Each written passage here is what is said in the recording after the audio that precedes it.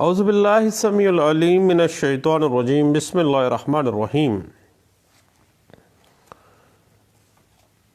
سورۃ توبہ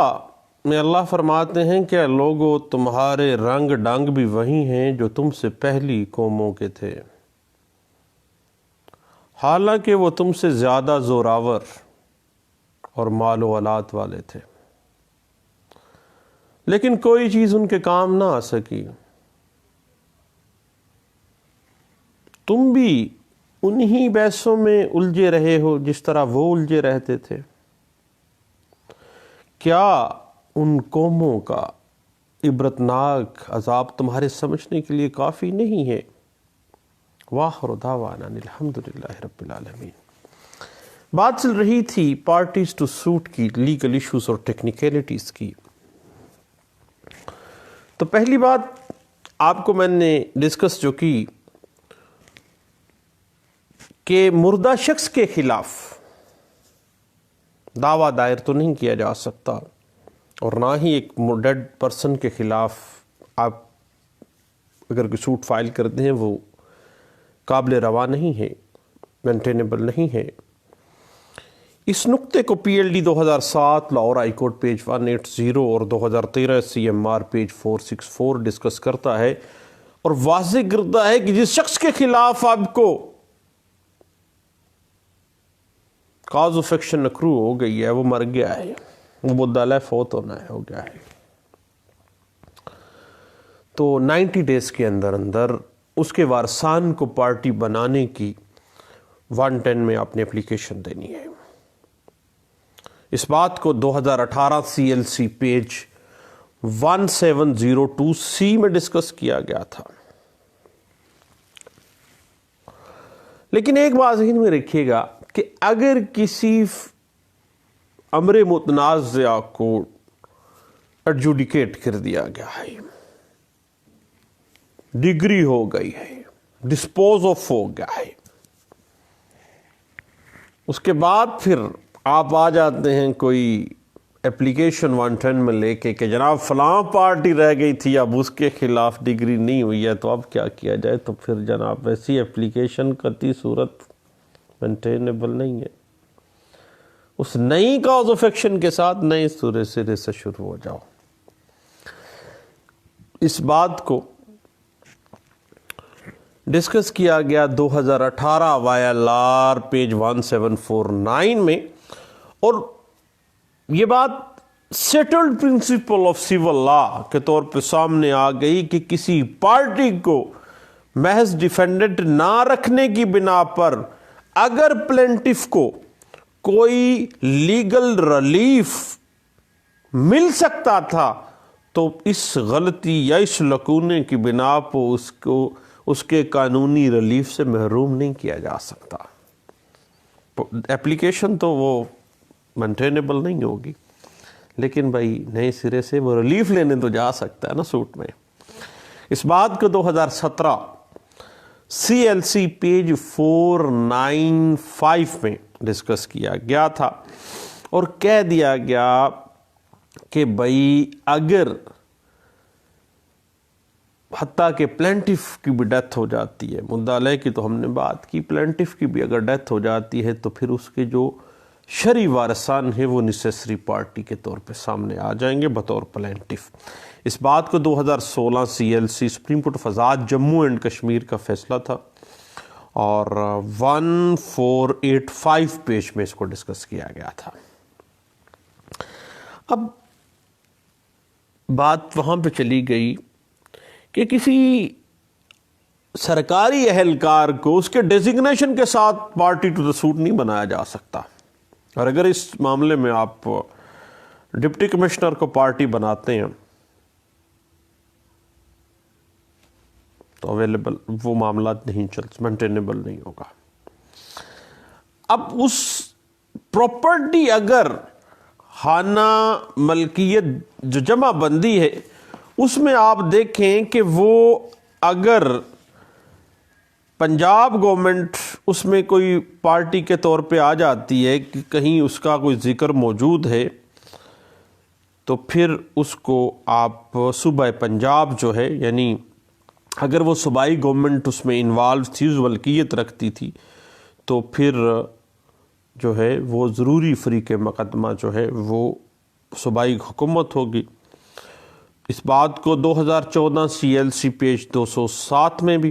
اور 2016 جو ہے YLR پیج 773B میں بھی ڈسکس کیا گیا، اور کہا گیا کہ پروونس کو تھرو اٹس سیکٹری، کیونکہ وہ ہیڈ آف ڈپارٹمنٹ ہے، اس کے ذریعے بھی سو کیا جا سکے گا۔ اور 2016 YLR پیج 773D جو ہے وہ اس بات کو ڈسکس کرتی ہے۔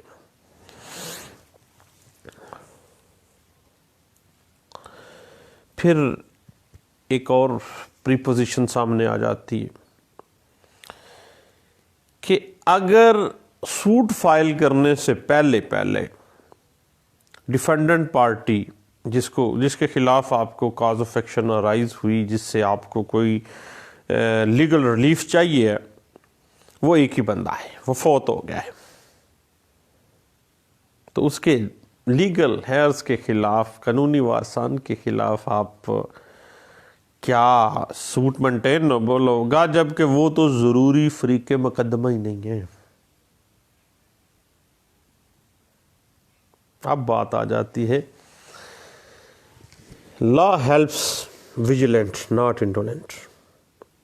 اس بات کو 2014 CLC پیج 167 میں بھی ڈسکس کیا گیا۔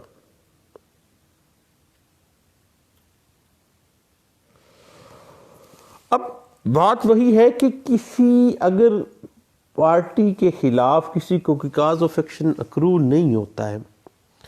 محض ویمز کے اوپر، محض وہم و گمان کے ساتھ ہی، شک گزرنے کی بنا پر کیا کسی کو فریق مقدمہ نیسیسری پارٹی ڈکلیئر کروایا جا سکتا ہے؟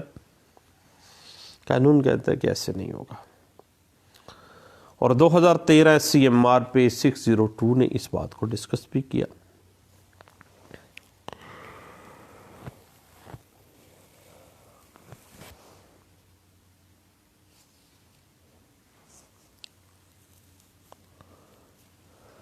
اب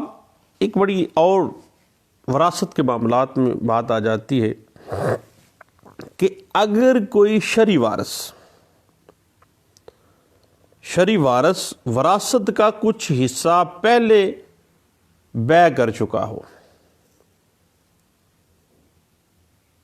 تو پھر کیا ہوگا؟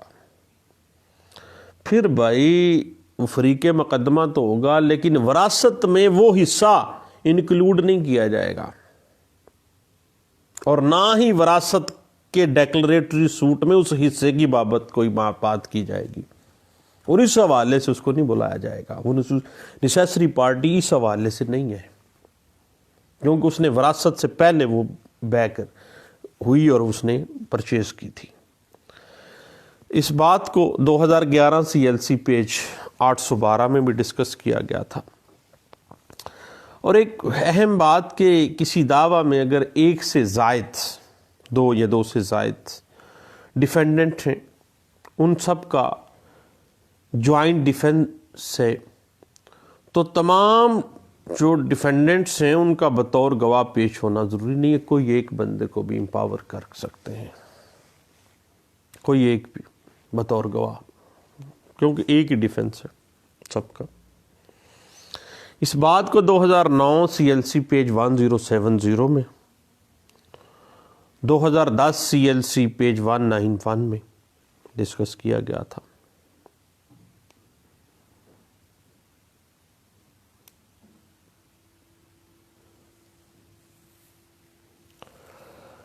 اور اگر کسی پارٹی کا اس سوٹ کے اندر طلب کیا جانے والا جو ریلیف ہے اس سے کوئی تعلق ہی نہیں ہے، سوٹ فائل ہو گیا، بعد میں یہ بات ذہن میں آ گئی ہے کہ بھائی اس کے خلاف تو میری داد رسی بنتی کوئی نہیں ہے، تو پھر اس ڈیفینڈنٹ کو آپ اسٹاک آف کروا سکتے ہیں۔ اس بات کو 2008 CLC پیج 858 میں ڈسکس کیا گیا تھا۔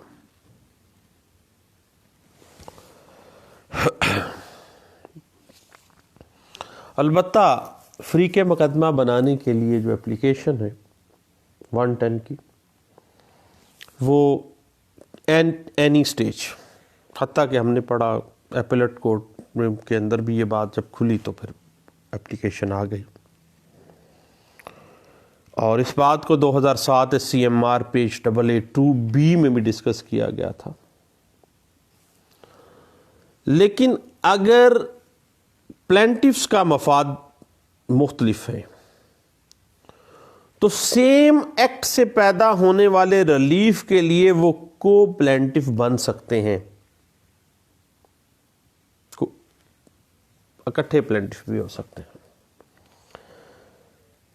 اور اگر جن کے خلاف وہ کر سکتے ہیں وہ مشترکہ کھاتہ دار ہیں اس پراپرٹی کے، تو وہ تمام مشترکہ کھاتہ داران جو ہیں وہ necessary party to the suit کے طور پہ آ جائیں گے۔ اس بات کو 2004 CMR پیج 807، 2005 CLC پیج 792 اور PLD 2006 Karachi high court page 593 میں بھی ڈسکس کیا گیا تھا۔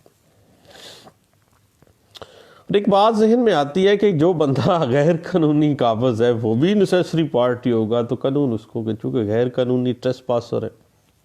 وہ نیسیسری پارٹی، کوئی ٹائٹل ہی نہیں ہے، کوئی رائٹ ہی نہیں ہے اس کا۔ اس حوالے سے 2004 MLD پیج 1382B جو ہے وہ ڈسکس کیا جا سکتا ہے، اور ایٹ اینی سٹیج کا لفظ استعمال کیا گیا party to the suit declare کروانے کے لیے، حتیٰ کہ سیکنڈ اپیل کی سٹیج کے اوپر بھی پارٹی ٹو دا سوٹ اگر ڈٹرمن ہو گئی ہے تو بھائی پھر فریق مقدمہ بنایا جا سکتا ہے۔ اس بات کو PLD 2002 سپریم کورٹ پیج 615 میں بھی ڈسکس کیا گیا تھا، اور میں نے پہلے بھی بات کی تو اپیل نہیں ہوتی بھائی، 110 کا جو آرڈر ہے وہ اپیلیبل نہیں ہے، تو اپیل نہ ہو تو پھر ریویژن میں آئے گا، نگرانی ہوگی جی، یعنی 110 کی اپلیکیشن دی ہے پارٹی ٹو دا سوٹ کے حوالے سے، اپیل نہیں ہوگی اس کی بلکہ ریویژن لائی کرے گی۔ تو اگر اس حوالے سے آپ مزید کوئی انٹرپریٹیشن اس بات کی دیکھنا چاہیں تو 2001 YLR پیج 2526 میں اس بات کو انٹرپریٹ بھی کیا گیا تھا۔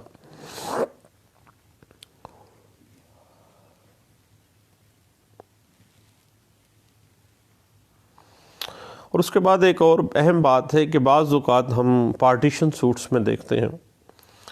کہ جس طرح سے ہم دیکھتے ہیں رینٹ کے مختلف کیسز میں، کہ رینٹ کیس کے اندر کیا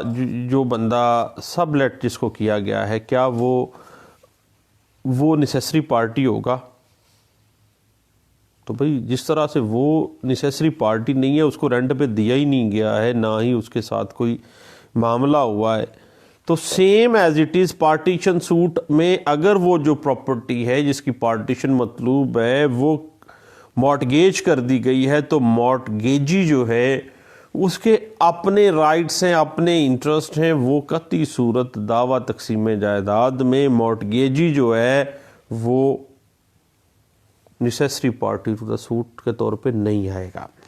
اس بات کو 1995 CLJ پیج 776 میں ڈسکس کیا گیا تھا، اور یاد رکھیے گا وہ پہلے بھی ہم نے ڈسکس کیا ہے کہ جوائنڈر، مس جوائنڈر، نان جوائنڈر جو ہے وہ قطعی صورت فیٹل نہیں ہے، خارج نہیں ہوگا، خواہ 711 بھی آپ اپلائی کر دیں، بلکہ عدالت مناسب طریقہ کار اختیار کرے گی آرڈر 1 رول 1-2 کے تحت۔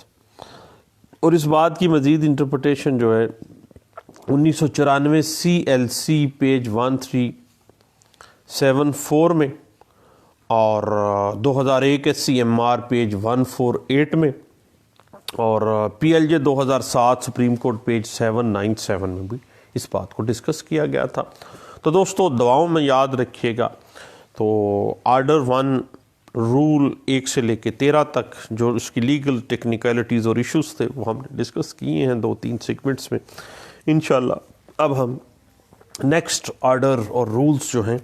ان کی طرف چلتے ہیں۔ دعاؤں میں یاد رکھیے گا۔ تھینک یو، اللہ حافظ۔